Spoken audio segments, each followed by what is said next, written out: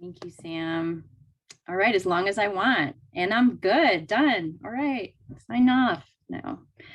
Hi, everybody. My name is Sue, and I'm a grateful member of Al-Anon. Wow, it's so good to see all your little faces, so many that I know, and many that I don't. So I'm excited to get to hear you guys tonight, too. I am nervous, Sam. There's no telling me not to be nervous because that's just a given, but I'm going to do my best to hope that God shows up and comes in here anytime now. I'm just really honored to be here. I normally have a commitment on Thursday night, so a lot of times I don't get to hear you guys live, but I'm so appreciative of the recordings because they've just been so inspiring and helpful to me to be able to go to when I need a good meeting. So thank you, Sam, for your service in keeping this going. I really, really appreciate it, as I know lots and lots of people around this country do. I'm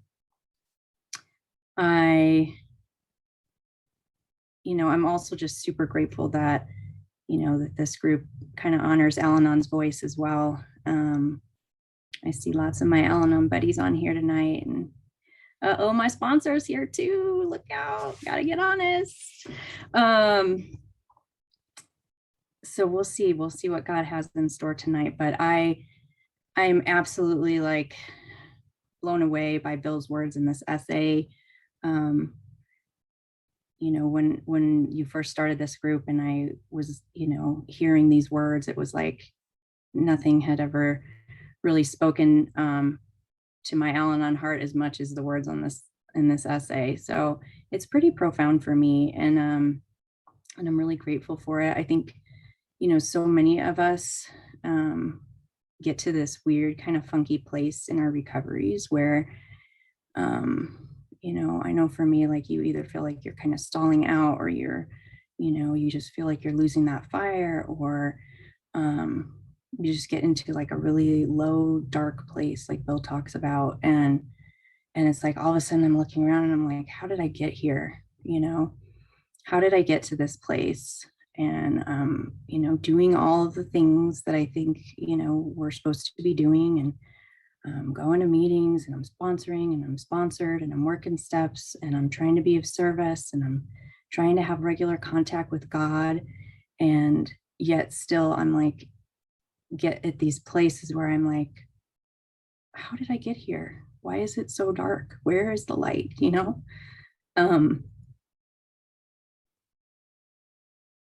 And Bill's essay, I think for me, really just shines a light in my heart in that kind of dark place where I need a light shown.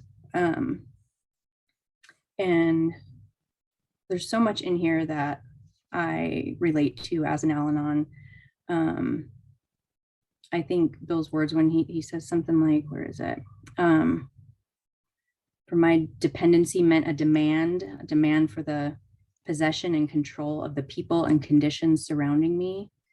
That kind of just blew me away. It's like, well, first of all, basically, it sounds like Bill might need some Al-Anon, because, the demand for control of people and conditions around me, like, that's what we Al-Anons do best, right? Like, that's what we're good at.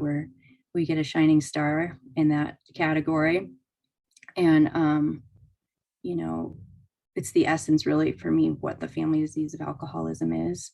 If I can just get you, whoever you happen to be, to act right, so that I can feel okay, then we're good. And, that demand on others comes at a really big cost for me. I don't know, how many alcoholics that I've had to make amends to because of my absolute demand for them to live their lives based on my plans. And it's like, by the way, I can have all the demands I want on an alcoholic, and they're really going to do what they want to do anyway. So in the end, it just ends up being like a massive waste of my time and my energy. And I still don't get the result that I'm looking for. before coming to Al-Anon, I came from a family tree that was just, every branch on there was the result of alcoholism or, untreated Al-Anon. It was like anywhere from, people dying an alcoholic death to like people going out to the bitter end with just rage in their heart because they didn't have this solution. And, I carried the effects of alcoholism into like all of my relationships that were around me. And it was, from one to the next, every relationship was just another alcoholic of the day. And, in my mind, it was like, well, if you were a normal, well-adjusted person, no, thank you. Not interested. You're a little too boring. I needed some excitement because I'm like a very reserved, boring kind of person myself. So it was like alcoholics were something that were exciting to me, a challenge, whatever, I don't know, a sickness really. And I was just coming from such a place of not knowing how to do life at all, how to I didn't have any examples of like what a healthy relationship looked like, let alone, Bill talking about maturity and balance. There was no maturity or balance in my family whatsoever. So it was like such a foreign concept to me. There is a pamphlet in Al-Anon actually that I came across many years ago that and I'm not a huge Al-Anon literature person since I come from more of just a big book background, but there are times when Al-Anon literature like can hit me and it can really be helpful. So I try to really stay open-minded to it. But there's a pamphlet, I think it's The Family Disease of Alcoholism, or it's titled something like that. And there's a checklist for maturity in this pamphlet. And I mean, I'm not going to read the whole thing to you. I printed it off, but there's some things on here that are like, does not automatically resent criticism, realizing it may contain a suggestion for self-improvement. They like all make me laugh. Does not readily experience a loss of temper. Does not overly worry about things that cannot be changed. Doesn't find fault with every little thing or criticize people who do things differently. I mean, I can go on. It's like checklist of Sue's not mature, like, and all along, like I'm trudging along thinking I'm a grown ass woman with my own children, and I don't really meet a whole lot of the criteria for maturity whatsoever. And kind of an eye opener, and I think working the 12 steps, there are some ones on there that I feel like there are days where I can really tap into that and be like, okay, like God has helped me grow in so many ways. And yet like, there's just a lot on there that I know like God's not done with me yet. And it's pretty humbling to like see that list. I most recently have been working with a group of amazing ladies that we've been going through some, what we're just calling like a core belief or an old idea inventory. And we're looking at this stuff and just, taking inventory of it. And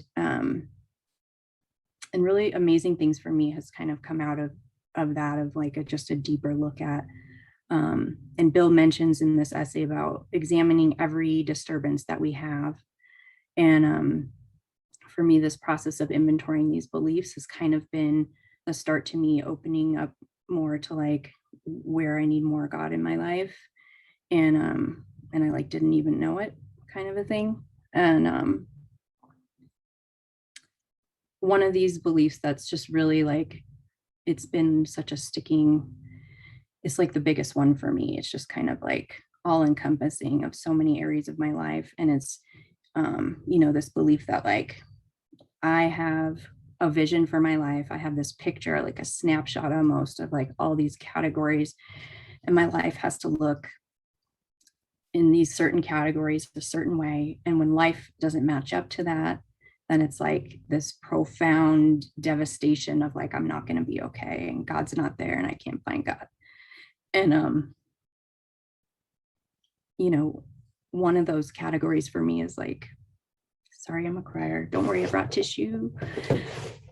One of those categories for me is around my family and like what that has to look like.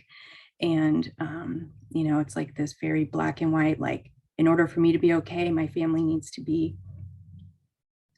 close to me, near me, part of my life. And, you know, I have ideas about work where it's like, in order to feel valued, I have to be paid a certain amount. Like the list goes on and on. Stuff with my kids, like they have to be happy in order for me to be okay. And like when I'm faced with like what actually life looks like, when I'm looking at those things in my life, they're not matching up like at all. Um, you know, with my family, like when my kids were younger, they had all moved away and it was like such a hard time for me. And most recently, about a year ago, um, we had a huge falling out, and we're all in the program, by the way. And so it was like just the last thing in my mind that would ever happen, like to lose my family like that, or that feeling of losing them. And yet it was like it was like hitting me square in the face, you know, that life was not matching up to like, I have to have this family around me in order to be okay. And you know, with work, like I have a job where, you know, my husband Derek will ask me like, is that even minimum wage? I'm like, I don't really know. I hope so. It's supposed to be, you know, it's like I don't make that much or whatever. But it is what it is. And you know, I have these pictures and they're not matching up. And yet like I can see God's beauty in that. I can see you know, being distant from my family, like God has dropped so many like women in my life that I have called, said like, hey, I like need you, you know, to support me. Like I've just had women like show up at, you know, whether it's just phone or text or just in my life in a way that like I didn't ask for, and just a feeling of like God gracing me with like a different family for right now. And like that doesn't happen, you know, not in God's world. Like that's God. That isn't me. And you know, my job stuff, like I work with little kids, and when I go into work with like, you know, a poor attitude, and I'm like, oh, I don't want to go in today. It's like so hard, and I'm like get so exhausted, and I can just have a really crappy attitude about it. And then, you know, when I reflect on this essay and it's like what Bill's talking about, like, you know, what can we give instead of what do we get? And you know, when I'm not focused on what my paycheck is and I'm focused on like how I can show up each day and like what I can bring to these kids' lives, it's like I get to tie their little shoes. And when they're like crying and they miss their mommy, I get to give them hugs. Like I get to do, like I get to be a constant presence and a like safe person for them. And if that isn't like a privilege that God has given me, like I don't know what is. And it's because of the message in this essay that like God, I feel like has helped me to get to that place of being able to have that new perspective of like leaving the day and like some days being able to tap into some actual joy around just getting to show up and like give without getting to without worrying about what I'm getting, you know, like how much of my life has been based on what am I going to get? Like you know, even in a meeting, it's like I can go to that place of like well, if it's not a good meeting, I'm not going to get anything out of it. I'm not going. It's like sometimes we just have to go to give. And sorry, you guys. I'm so struck by just such gratitude right now, seeing all your faces, like letting me blubber through this. So thank you for bearing with me.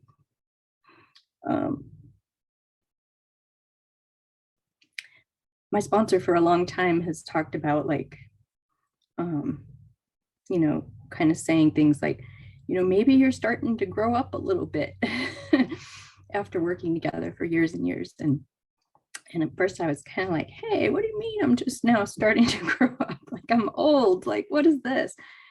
And it's just so true. Like the maturity piece, like I'm just a baby still, like I'm still just barely scratching the surface of what's going on in this letter. Like I wish that I could show up here and say like, you know, I have optimum emotional sobriety and I've got this thing down. But I sure don't. You know, I feel like God is really still working on a lot of things with me.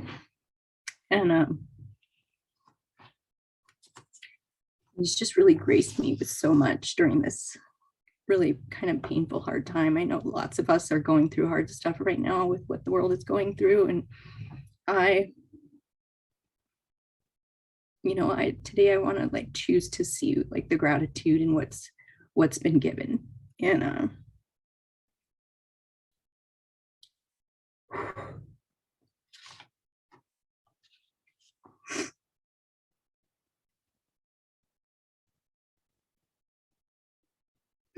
you know, I don't know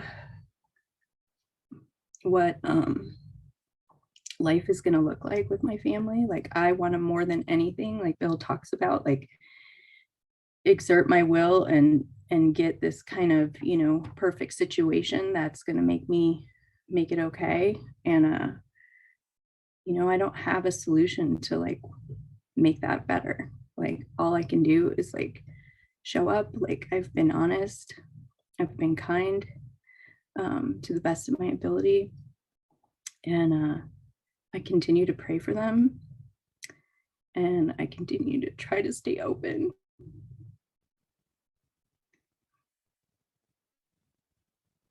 to having them in my life.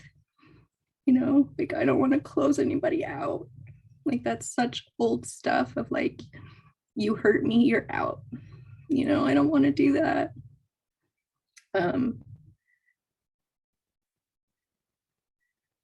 But it's where it's at right now, and it's devastating, and it's, you know, that realization of this is another one of those areas where I got to dig in and I got to recognize that I have a huge dependence on people to make me okay, and my dependence needs to be with God. And anything short of that just isn't going to work, you know.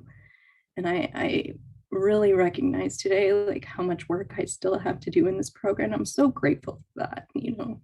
I'm so grateful for the examples of other women in this program who've been here for decades longer than me, and they continue to show up with a sense of humility and be that example of, doesn't matter if I have 40 years, this is what I'm struggling with today, this is what I'm taking to God today, so that I don't feel like I have to graduate at some point, you know, that it's this journey that I get to stay on.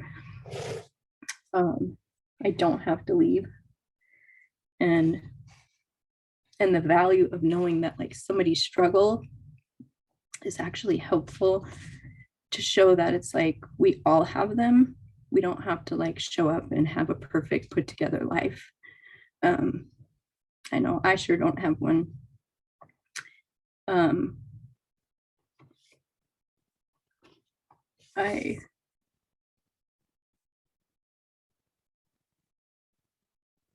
grateful that I can today feel like true love from people. That, you know, this letter, when it talks about that current, that flow of God's love, and, you know, knowing that like if I'm just showing up and like offering love to somebody without expecting something in return, like that's amazing stuff right there. And to be on the receiving end of that, of knowing so many of you people that I'm looking at your faces right now have shown up for me and loved me just because you have that kind of a heart and you love me just for me. You don't want me to be anything else or do anything for you. Being on the receiving end of that feels so good. And like, imagine like the other side of that, you know, the times where I'm actually able to not be a selfish person and pour out my love from God to others around me. It feels good, you guys. We need more of that in this world.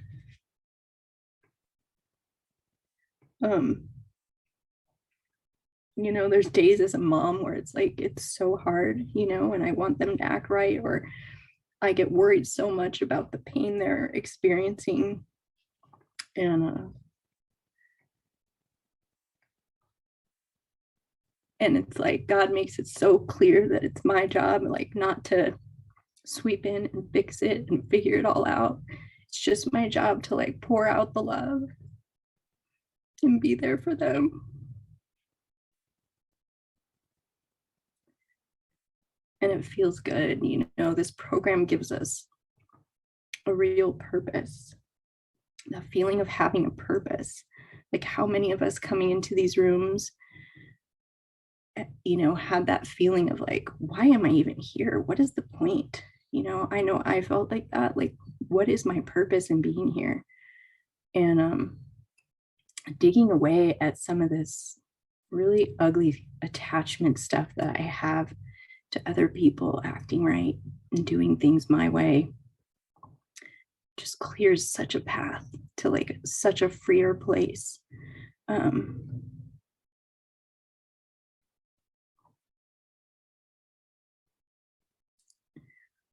going to just continue to stay really prayerful um, for my family. And I hope you can keep them in your prayers too.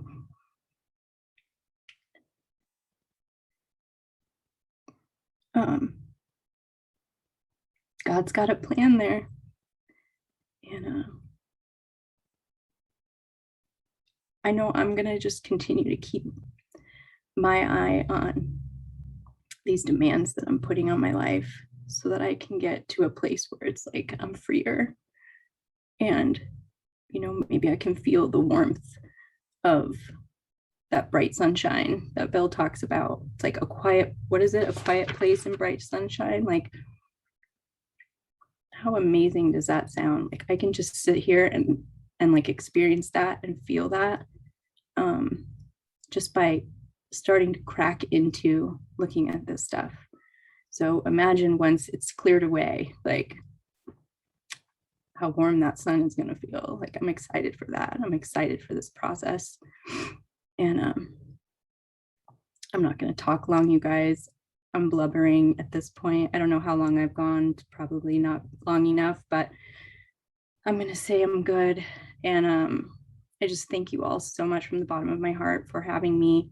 And I look forward to hearing you guys share too. Thank you. All right, great job, Sue. Thank you so much. Hey, can you pick a couple people and then we'll open it up? Sure. Oh, we're gonna go with Juanita. I was not looking at the screen purposefully because I didn't want to get called on. I knew you weren't. Hi, Sue. Oh my, thank you. Thank you. You know,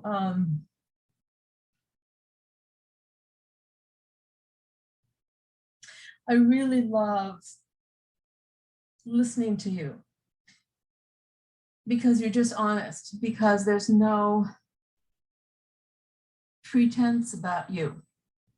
This is who you are, and you show up just as who you are, and just in complete honesty about who you are and where you are. And then those tears just speak volumes. You know, I don't know if you realize just how loud those tears speak in terms of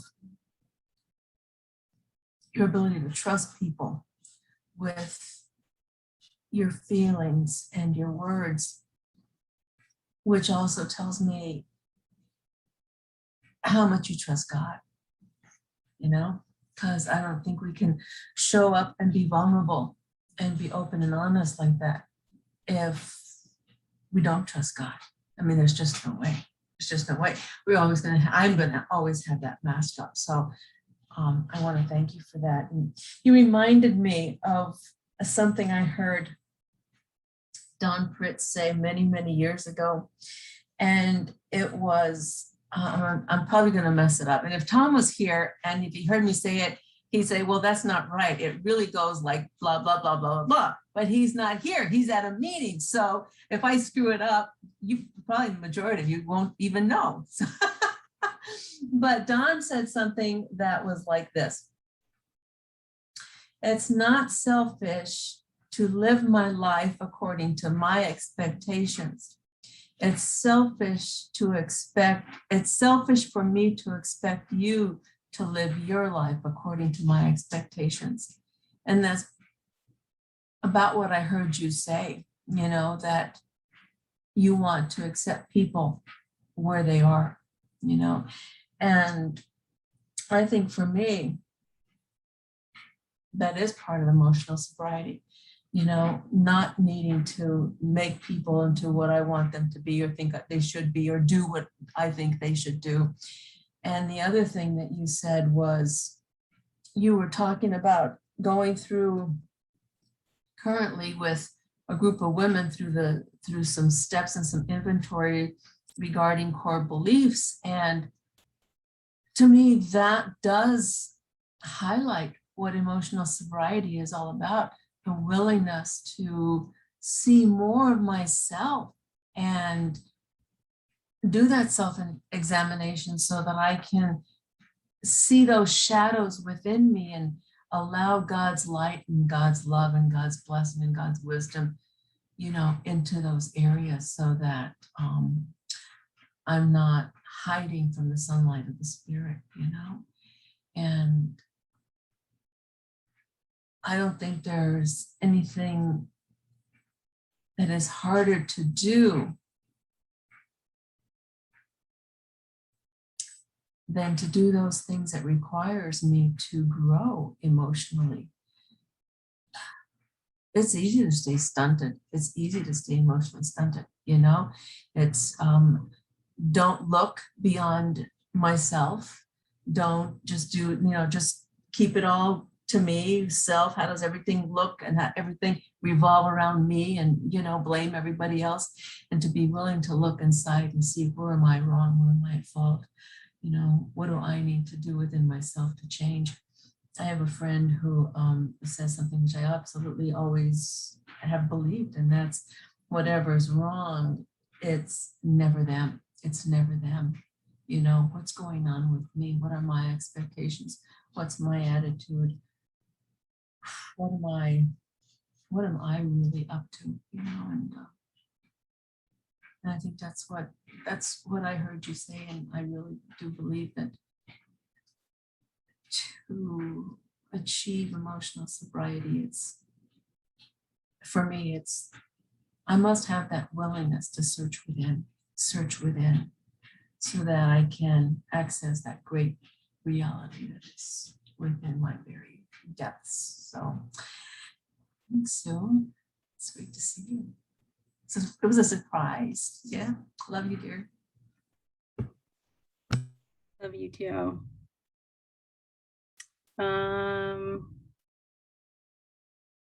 We'll make the hubs go. Derek Mountain.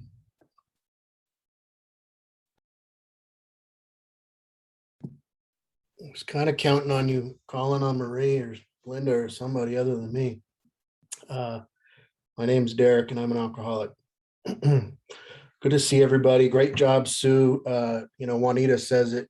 You said it right. Your tears speak volumes. And for the past, I don't know, 17 years, I've had a front row seat to Sue's bright times and dark times and growth. And I've sometimes been the source of the consternation and the victim of the desire to control and all of that stuff, and vice versa, right? Like we insert ourselves into each other's lives and programs, and I think for the most part we do an okay job of letting each other walk our path independently, side by side. But it's not always that we're at the same place, that we complement each other. And oftentimes when I'm in the dark place, when I'm the benighted one, then Sue's just rocking and rolling and on fire, and I get to watch her walk through those dark times, be an inspiration to me, and know that just as much as watching a new person grab hold of this thing, watching an Al-Anon with 18, 19 years doing this thing and continue to seek the source, continue to allow this new power to flow in, then I get to come to believe through that. And I think oftentimes, I don't know about any other married couples on here, but it's hard. It's really hard. Sometimes when there's kids involved, it's even harder because they take a lot of the brunt of our focus, and we don't necessarily devote the time to focus on each other and on the marriage. And that, speaking for myself, that's been difficult at times. But I'm grateful to have a partner in this life that we get to walk this path. We speak the same language. We understand where the other one is at, whether we like it or not, isn't necessarily always what's necessary, but we respect it and we respect the other one's space to grow. So with that, I'm going to shut up and thanks for your talks. It was beautiful.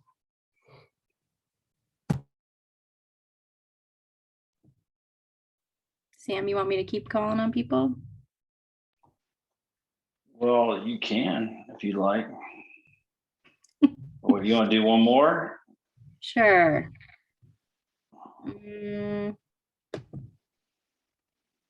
Miss Marie, sorry, had to do it. I knew you were going to do that, you rat.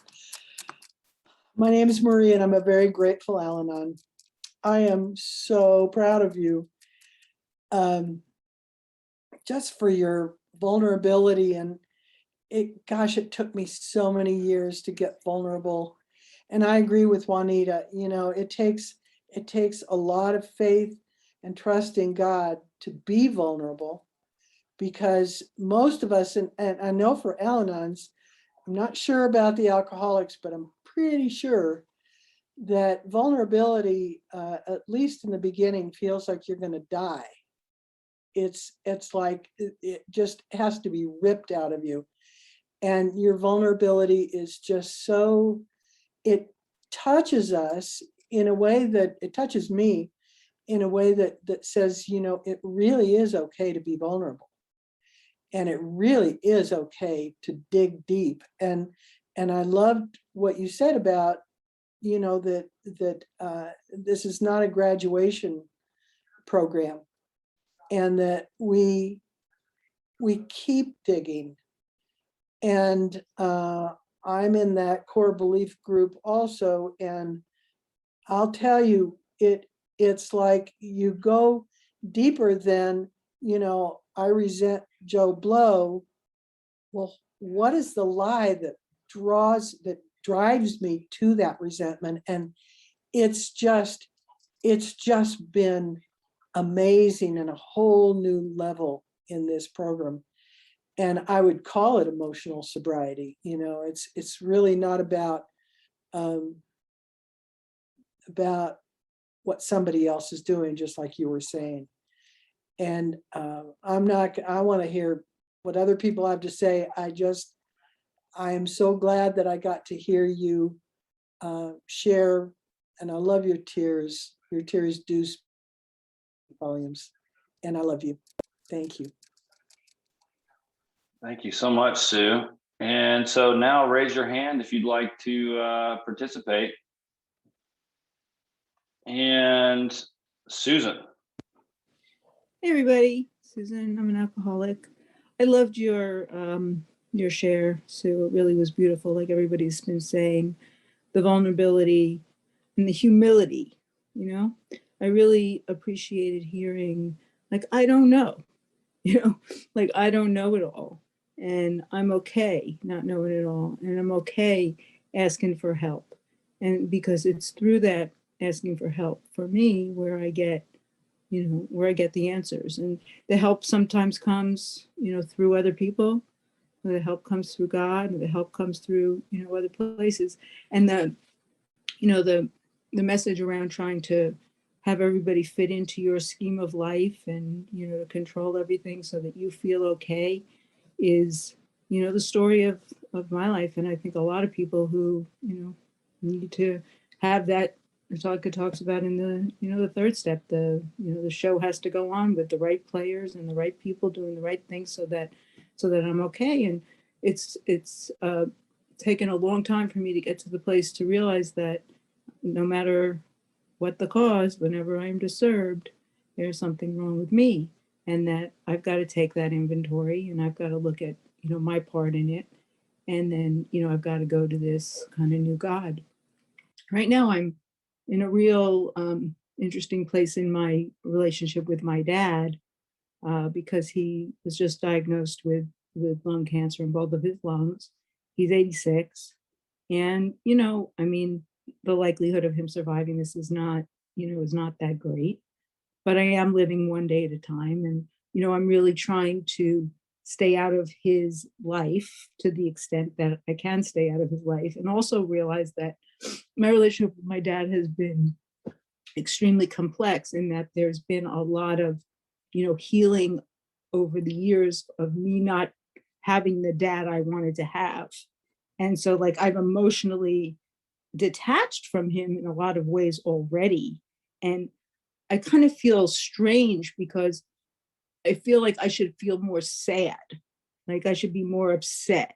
I should be acting in different ways than I'm acting. And the reality is that I'm acting in perfectly emotionally sober way in that I'm staying in my lane, you know, and I'm giving myself the permission to feel what I feel.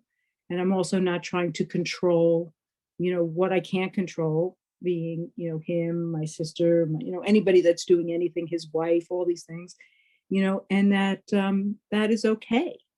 And it feels good to be in that, you know, again, talking about that 10th step, that place of neutrality where, you know, whatever happens is not going to move me one way or the other in an emotion and put me into an emotional basket case. And for me, that's a tremendous amount of growth to not judge even how I feel about it, like that I should be feeling this, or I should be feeling sad, or I should be feeling it, you know, like it is what it is. And it's okay. And God's giving me what I need to, you know, deal with this, you know, this situation. So all is well. And it's great to hear you and for you to be so real with us. It takes a lot of courage. So thanks for doing that. All right. What about my buddy? Oh, there's Sarah. Sarah, would you like to share? Hi, everyone. Sarah, alcoholic. Sue, that was a privilege to listen to. I felt very honored to be allowed to share your tears and for you to share your tears with us. That was truly a privilege. There was a lot of what you said that really kind of struck home with me tonight. And then I didn't know this was coming. So bear with me a little bit. I am going through some stuff right now, or my husband and I are going through some stuff right now that is getting really difficult. My husband needs a liver transplant, and he's not healthy enough to survive an operation. So they're not putting him on the list. We're not getting any closer to that. And we're doing what we can to try and get there. And through this process, it's been going on for a while. He's been sick for a while, but you know, and he doesn't always look like on the outside that that's going on. But then like right now he went out to mow for a little while and came back in and he can't get up off the couch now. So, you know, I make him as comfortable as possible when I can. And you talked about allowing God's light in, and this is exactly where I'm at right now, is that more will be revealed and God will be there when it is. And so that is where what I'm holding on to. And it has allowed me to have a level of acceptance I never dreamed possible for myself, that I can accept that this is where we're at.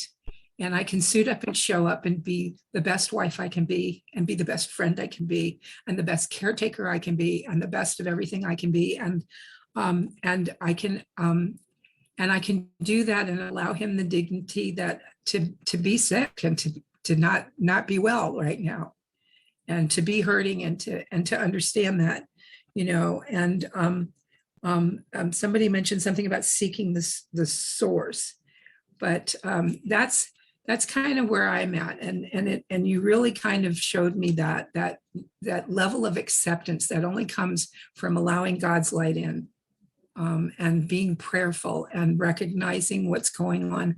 Acceptance meaning that, you know, we don't have to like it. Acceptance doesn't mean I like it. It just means I know that's where I'm at right now.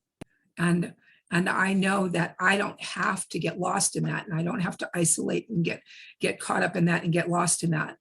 And I don't have to be, I don't have to let that control the rest of my life either.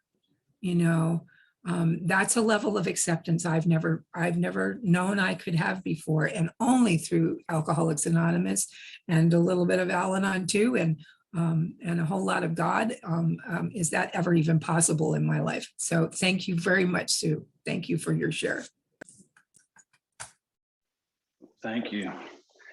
You know, Chuck C used to always say, I loved how he said that, you know, we were always uncovering, discovering, and discarding things. And, you know, it's amazing to me when you do those core belief inventories or belief inventories. It's almost like when I was a kid in biology or science class, I used to have this overhead projector, and they would take this clear sheet of paper that had this design or whatever it was, and it'd come up on the screen. And then they would add to it by maybe overlapping another clear sheet of paper with another design on the screen. And they would just keep kind of superimposing on this image till it became something. And I've been really, a guy that I really love, I heard him say in one of his workshops the other day, the language of God is silence, or one of the languages of God is silence. And I don't like that. And I realized, or I don't think I like that, but I realized when I do these inventories that so much of the existence and so much of my life is seen through the lens of all these superimposed belief systems and all these stories that I'm telling myself about what happens or what needs to happen. You know, you put this on the projector, you know, this is what a happy life looks like. It looks like rich. It looks like famous. It looks like this, you know, people who have healthy kids do this. People who are healthy parents do this. You know, if you're, there's that line in Bill's story where he says, I acquired the impeccable coat of tan that one sees on the well-to-do, you know, and in order for him to think about that, he had to have made that observation as a kid. And now he goes, oh, look, I'm fulfilling this role. Come rooting around in my golf course with an impeccable coat of tan. I must be well-to-do kind of thing. And the really cool thing about it, it's not all bad belief systems, it's just belief systems, period, is how much of it is rooted in imagination and is keeping me from really fully being alive in the present moment. You know, I mean, sometimes there's some of those things that you can't shake. You know, there's one of those, they lay one of those clear things on the overhead projector and it says, you need these people to like you. And if they don't like you, it's not good. Why isn't it good? Do you ever see them? No, but I need them to like me. You know, when was the last time you saw them? I don't know, a year ago, but I think they might have an ill opinion about me about something. Well, whatever it is, to get that off sometimes is a complete act of God. That's about sitting in the silence sometimes, sitting and being, there's something to be said. There's a lot of me and a lot of my life that I sought a great deal of security and approval and validation from people that I just needed to, hey, is it going to be okay? Is this going to be okay? Is it going to be okay? I'm always asking, is this going to be okay? Well, if I did this, this, and this, then that's okay, right? Like if I'm up to here by now, one of the things is like just aging. I turned 40 this year, and a big thing was, well, how much, this is what a guy who's 40 should have. This is what this should look like. This is what this should look like. You should have this by the time you're 45. By the time you're 50, you should have this. You should have been able to do this, this, and this. And it's not so much that those things have necessarily been accomplished or not accomplished. And I don't think there's anything wrong with setting goals. But a great deal of that is just bullshit. It just has nothing to do with the real human experience. And it has nothing to do with serving God in the day that I'm in. It has nothing to do with being present. It's got nothing to do really with anything except for just your imagination and just overlapping. It's like if you could take this as based on a true story, that's dealing with the past, but you could say, my present is based on what I think it should be. It's kind of the same thing. It just really doesn't have a lot to do with the truth. And what's really fascinating for me in the journey of sobriety and all this is to try and live in the adventure of the now. Like, what is the truth? What's the truth? Like, what I know I can't, and we already can't perceive. There's so much that we can't perceive because we don't have the ability to. But a great deal of it is being blocked by all this crap. Like if you keep superimposing those clear things on top of that overhead projector, it's all black, and you have to keep removing one and removing one and removing one and removing one until it's light, until you have presence. And that to me is a great deal of what waking up is about. And being spiritually awake is, I'm a guy that could be visiting somebody in the hospital and be wondering what I'm going to have for dinner tonight, or what kind of smoker I'm going to get, in the fall, for like, I need a new smoker for my grill, blah, blah, blah, while I'm talking to somebody who's dying in the hospital. I don't want to feel that way, but the brain is not showing up. And a good deal of what I'm trying to do is it's really earth shattering when we start to have these moments where I'm completely present with that person, and I'm observing what it is how I need to show up for them. What can I offer? Where am I? And a great deal of it is losing the stories we tell about ourselves, losing the stories about what we tell about our past. What we think we need to be, what we think people think of us. And I don't necessarily think that it's all bad or good, but I do think, like I said before, I think a lot of it's just bullshit. It's just rubbish. It's got no relevance on anything.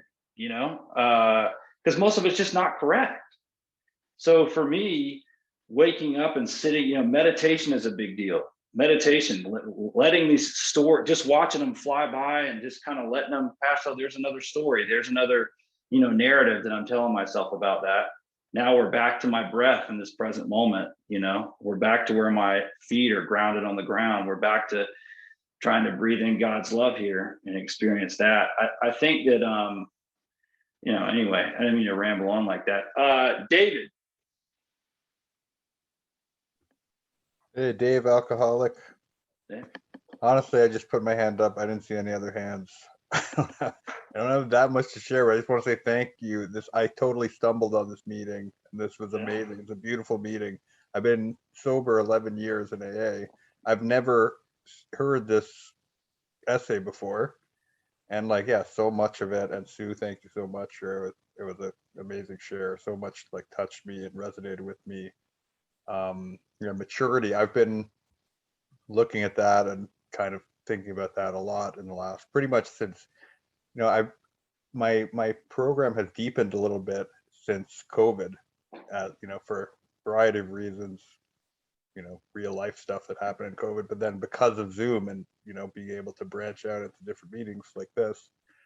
And yeah, just kind of seeing so much that immaturity is, such a huge thing for me. Like inside, I'm just a kid, you know, and I don't know how to, I can't get this emotional sobriety because I have these unreasonable demands. Like so much of what you're sharing was really touched me. And yeah, anyways, I just want to say thanks and thanks everyone for your shares and wish you all the best.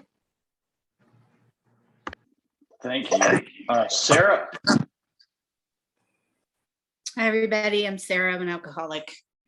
And Sue, my dear friend, thank you. And I love you.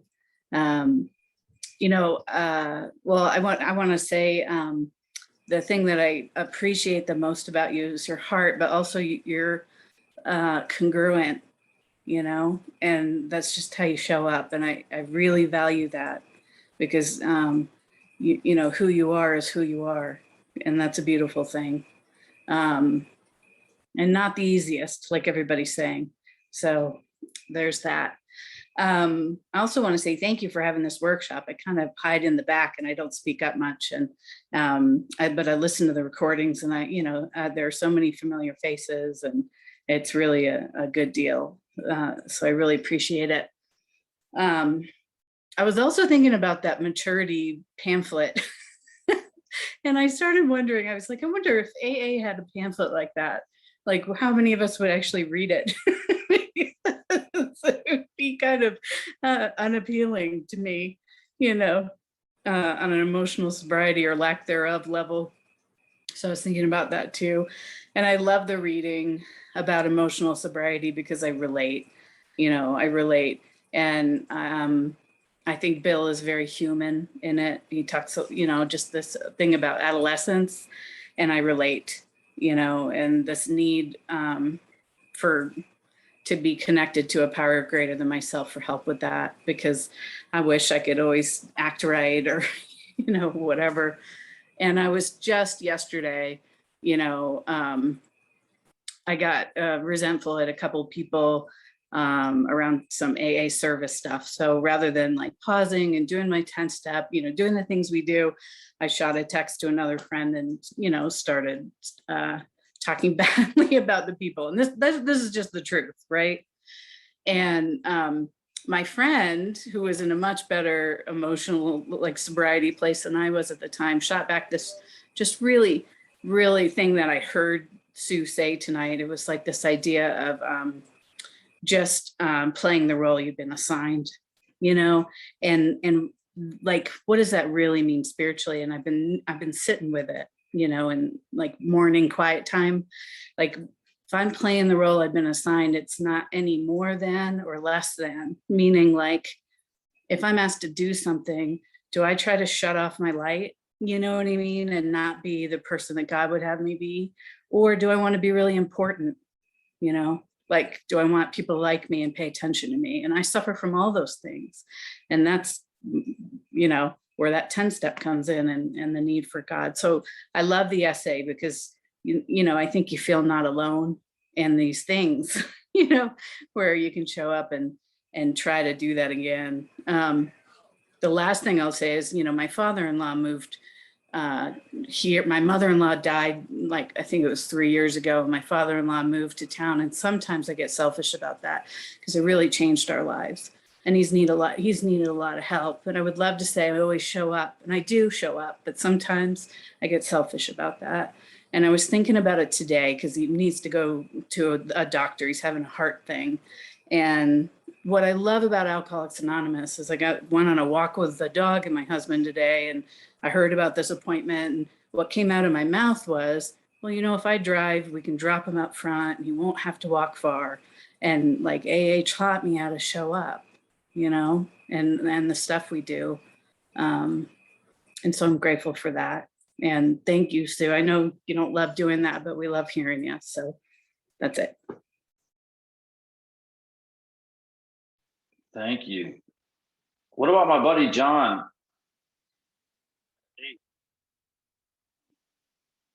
What's up, bro? This one, hey, how you doing? I'm John, I'm an alcoholic. Thank you so much, Sue. I've always loved hearing you and seeing your tears because I'm a quiet crier as well. And I cried all the way into sobriety, and then all the way for like the first 5 years, and then things got really tough and I got mad and I stopped crying. I would love to start crying again on a dime. It's like I had to, in order to ask for permission for something, I felt like if I didn't cry for it, because I wasn't worth anything, you know, so I had to like beg for the smallest things, or to express how I felt. It would always come in tears would come first. So I totally get that. And can you please present me with, you said, a normal, well-adjusted person? Where do we find one? And what do they look like? What's their hair look like? What do they talk about? Do they have an accent? Because I missed out on that person. And that would be a great guide. Last night I went to a meeting and the topic was, are we depriving ourselves of happiness? And I got to share in that meeting, but I've been kind of pondering on that all day. And yes, I do that. But you know, the truth is, I don't deprive myself of happiness as much as I'm never satisfied with my circumstances. Like I really had to break that down today. And it's like when I first got sober, I was not satisfied that I was 37 years old, riding a bicycle and living on my mom's house. And now, 10 years later, I'm living a life well beyond anything I could imagine when I was living at my mom's, and I'm still not satisfied. But my heart's happy, you know, and that has changed. And that changed from day one. So there's always that little, my heart was like a dark hole before. So if anything, my heart is happy today. So if I can start to listen to that a little bit more, things can turn around, you know? And I've heard a lot of talk about silence and stillness tonight. Man, what a terrifying place to be. I hate that. You know, I need the chaos and the madness and that stuff going on, or I don't know what to do. And the things you shared about your life not meshing up, you know, my delusion is very real, and I'm learning to. I had this awesome experience last week where I got to. Now I say I got to. Last week I said I have to go to Rifle, Colorado, and talk about my nonprofit. What the hell's in Rifle, Colorado? The town before that is Silt, and the town before that is called No Name. There's nothing out there whatsoever. You know, why am I being sent here? And it turned out the conference was awesome, and I posted a picture of Rifle on Facebook, and that prompted a message from a friend in Aspen who lives in New York City, and she asked me if I was close to Aspen, and I said, yeah, like 50 blocks in New York City's terms. And I just got a call. So I get over there, and it's the Aspen Food and Wine Festival, and I get asked to break out a chow meeting for all my heroes. And, you know, that's God to do that, to get to go do that and share what I get to learn in here. You know, this is the source of it all, and people are eating it up, you know, and it's beautiful. And I'm really grateful for your share, and thanks for letting me talk. Sweet dreams. Hey, John, I think that perfect person is Kate. She's on your screen if you scroll over a little bit. Yeah, she's got an accent. I don't know if you know what I'm talking about. She's perfect. Kate, what do you got to say to that? Oh man, what can I say to that? I'm Kate. I'm an alcoholic. I was thinking actually when you were sharing, John, like, yeah, the perfect person does have an accent. I'm just not a real good example of that. But Sue, thank you for your share. I love what others have said about you. I love your heart. I love your tears. You know, I get jealous of your tears. I'm like emotionally constipated and want to have some of those. But your tears and your heart are so visible. and they're so pure. And when you were sharing tonight, I was thinking about how, like, you made me think about how we're broken open and how God asks for like our most prized possession. You know, I mean, there's another story that I like to read from time to time because it reminds me of emotional sobriety, and it's in another piece of spiritual literature. And this guy's asked to sacrifice his son that he loves, and he goes to the top of the mountain, and he's there, and he's going ahead with about being ready to sacrifice his son that he loves, when basically God's voice says you can stop. But for me, the point of the story, and listening to you and your absolute love, you know, for your family, and God wants that thing that means the most to me. You know, I feel like sometimes for myself, like I'm playing, do you guys, I don't know, do you remember that game like Go Fish? You know, and it's like, God wants my dependence on my family. And I'm so emotionally mature, I want to trade him for the card that's got the plant on it. I'll go trade you for the plant, but just not the family one. You know? And it's for me, when, like I say, I don't give up stuff easy, you know? And for me, it's when I have been broken open,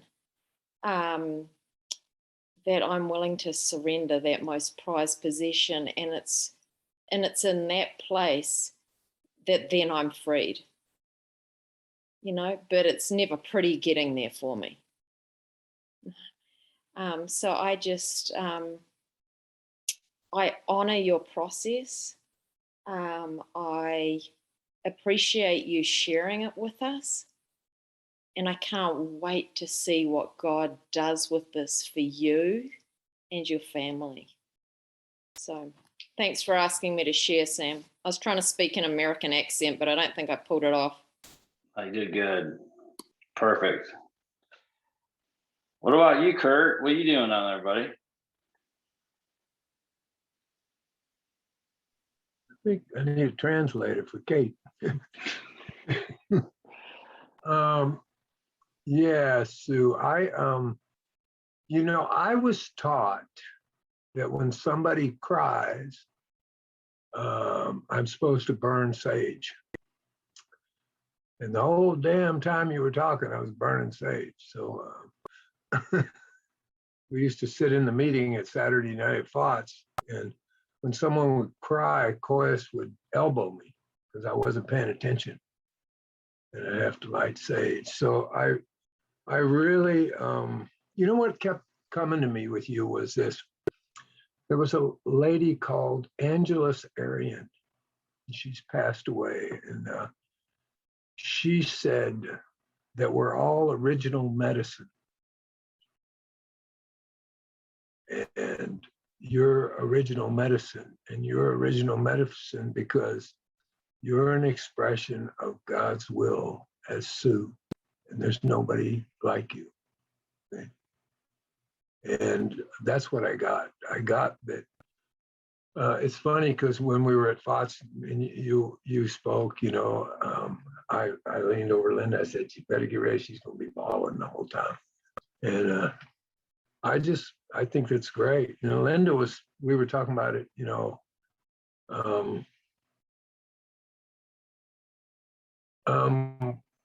Don has this thing that he talks about, and he talks about it, and I relate it to what's in emotional sobriety when it says, I finally realized. There's a part in here, and suddenly I realized what the matter was. It was like, you know, he couldn't figure out why, you know, he couldn't figure it out in his head. But then all of a sudden there was kind of like a download, and he could see, not think, he could see. And Koyas has a way of saying that. He says there's two views. There's a mouse view and there's an eagle view. And the mouse view, everything's a friggin' obstacle. Blade of grass is an obstacle. A stone is an obstacle. You can't see past anything because everything's so big.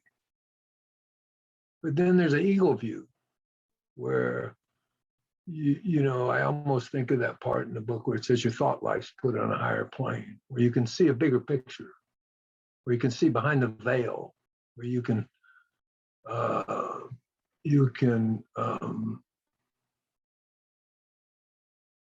have a conscious awareness of what's going on. And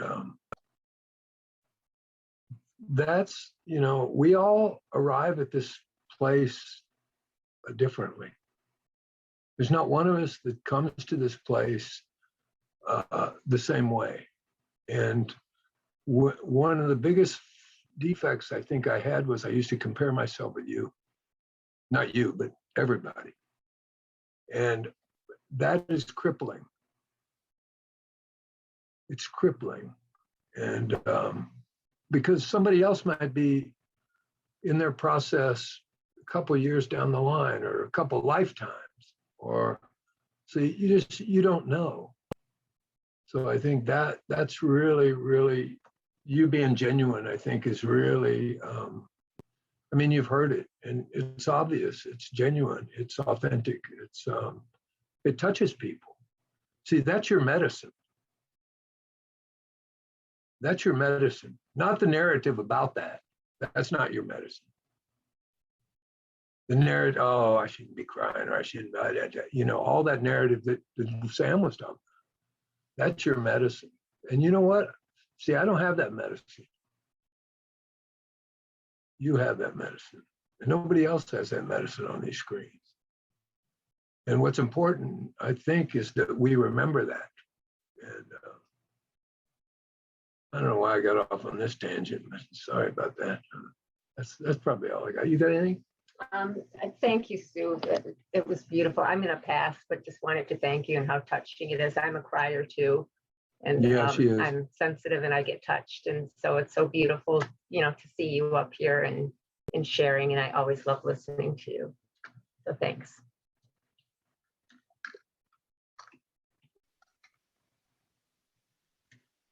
Well, what about it, Chris?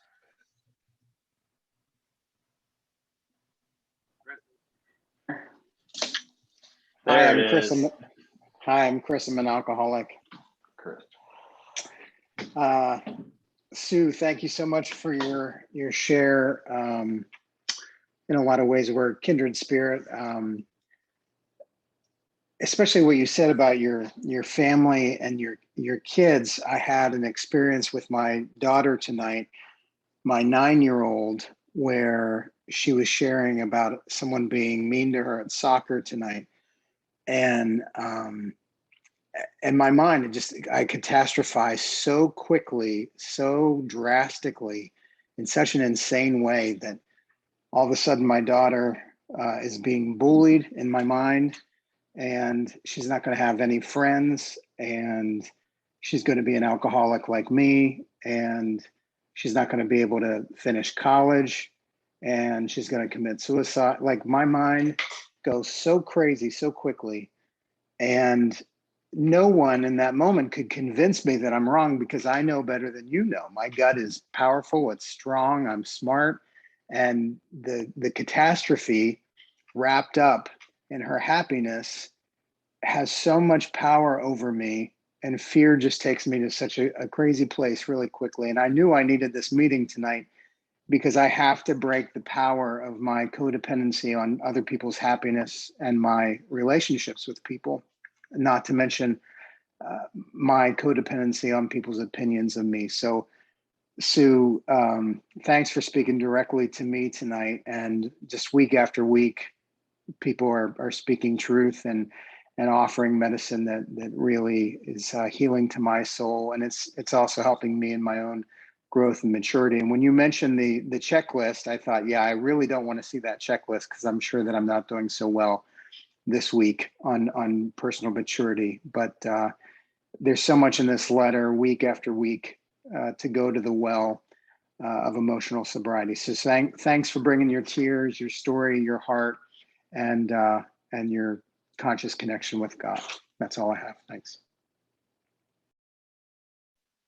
Thanks, Chris. What about Dawn?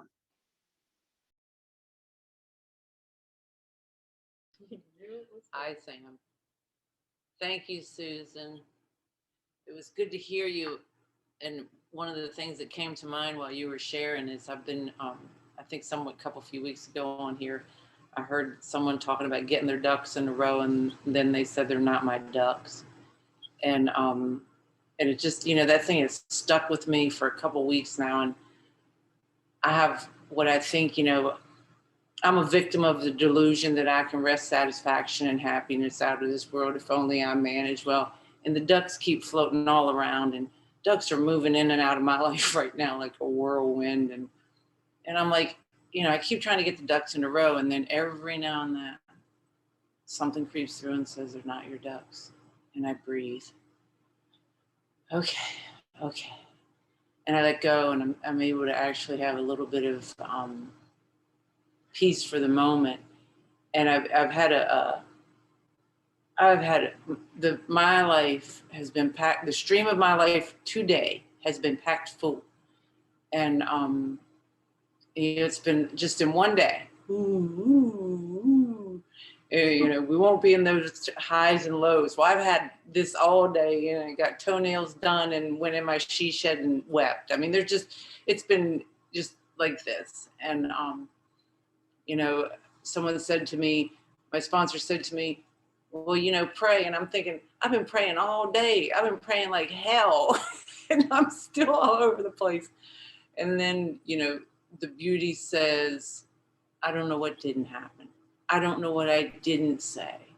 And when I go to sleep tonight and I can constructively review my day, I think me and God are going to be all right. Because when I was sitting in my little she shed, staring at the wall, crying because I had literally torched, and I mean on fire, flames coming out of the stove. I had burritos, and I was trying to fix an Alexa, and my mom was there. There was like 7 things going at once. By the way, we've all know that too much at once is too much. So the burritos caught on fire in the oven. They literally caught on fire, and I threw them out the front door. And the good news is it was raining, so that God put the fire out. But it's just been one of those days where I'll go to sleep and I'll know that through sponsorship, prayer, meeting attendance, doing my part and just continually looking at my pray minder that's telling me your will, not mine. And I'm going, yeah, right now, please, your will. And I won't go to sleep with a heavy heart. And I'll go to sleep knowing that we're doing this one day at a time. We are doing this. And it takes a universe for me to not like go off the rails sometimes. I really appreciate you sharing, and I really appreciate your authenticity to show up here and cry, because some days are just messy, and we get through them, with bells ringing and angel wings behind us. It's just the way we do, and we show the world. I can say that even though it's been a little bit of a roller coaster ride today, I'm an example of God working in an alcoholic's life. That I'm sure of. It didn't feel that way at about 2:30. I can promise you that. But it's just the truth. Thank you. And thank you, Sam. What's up, Tom? Just saying what's up. Good to see you back there, man. Looking good.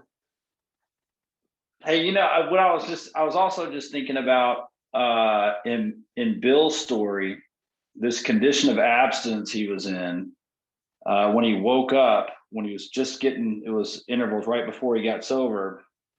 He said when he woke up that his brain raced uncontrollably and there was a terrible sense of impending calamity. And that's what abstinence felt like for me for a long time. And then if you look at this end of this essay and you really listen to it slowly, like I listen to it normally, but if you just really look at it slowly, there's some real kind of neat little spiritual things in there that goes, These days, my brain no longer races compulsively in either grandiosity or depression. Quiet place, sunshine.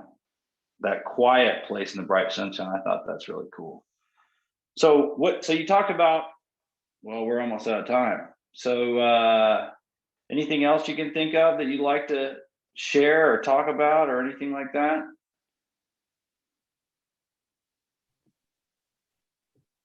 God, no. I just really appreciate all the love and all of your shares. And I just feel so filled up from the spirit of this meeting. It is profound what you're doing here, Sam. Thank you so much, everyone, for being here. Yeah. You know, I had one more little faulty belief that I discovered the other day. I don't know where it is, but my brain always goes, my mind goes like, I don't like this, or I'm not going to like this. And it was so simple. My wife was like, oh, honey, you know, I just got some Costco. I'm going to make dinner tonight. I got some of this good salmon from Costco. And something like the record stopped spinning in the party. And my brain, like, I don't eat shit salmon from Costco. What is that? Like, there's not one person. Like, that does not excite me even at all. Like, if there's something that I wouldn't want to eat, it'd be like shit salmon from Costco and Brussels sprouts, you know? And I don't really complain. I eat just about anything. But when she cooked it, I was like, I'll probably pass on the salmon. And she goes, well, you don't like it? And I go, well, number one, it's Atlantic salmon and it's farm raised. Have you seen the documentaries on that shit? It's like, that stuff's foul. I mean, you might as well have gotten that from Kmart, you know? Like, I'm not even going to eat that, not even a little bit. And then I started, and so I was getting ready to prepare what I was going to prepare. And then I was like, she goes, well, I just put a little bit of this salmon on your plate. And I go, I'm not going to eat that shit. I didn't say that, but in my brain's like, I'm not eating that shit. And then I took a little bite of it and I'm like, damn, man, I ate half that whole salmon thing that night. And then she made it again the other night. I don't know how that happens, but you know, it's just like that. You know, all the time I say, I'm not going to like this. I don't like this. I don't want to do that. Definitely don't want to do that. And it ends up being awesome.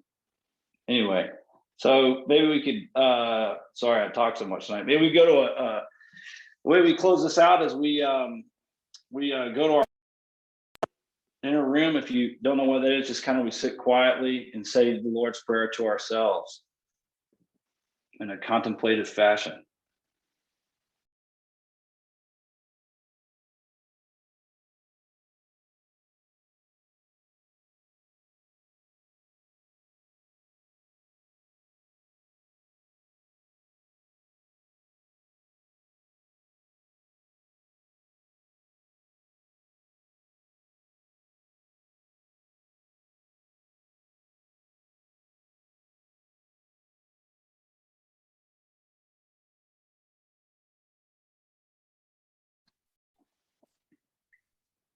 Good stuff. That was lots of fun.